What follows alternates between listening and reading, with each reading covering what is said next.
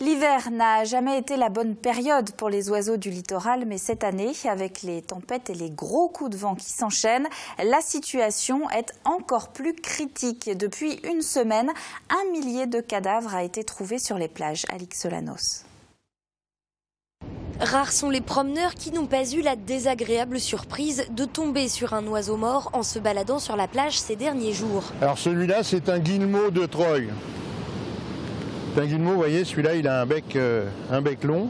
Des oiseaux comme ça, tous les hivers, on en trouve. À chaque grosse tempête, on a des oiseaux, soit des oiseaux malades, soit des oiseaux affaiblis qui arrivent tous les ans à cette époque sur les côtes. Mais ce qui étonne les spécialistes, c'est la présence de nombreux macaremoines, une espèce qui niche pourtant bien loin des plages vendéennes, plus habituée notamment aux côtes islandaises. Un cadavre de macareux sur nos côtes, c'est déjà une découverte exceptionnelle l'hiver. En général, on en trouve peut-être une dizaine, une vingtaine dans tout l'hiver. Et pourtant, ce sont des centaines de macareux qui sont ramassés sur le littoral vendéen depuis plus d'une semaine. Ceux retrouvés vivants ont été envoyés à l'école vétérinaire de Nantes. Les autres ont été analysés afin d'essayer de mieux comprendre l'origine de ce pic de mortalité.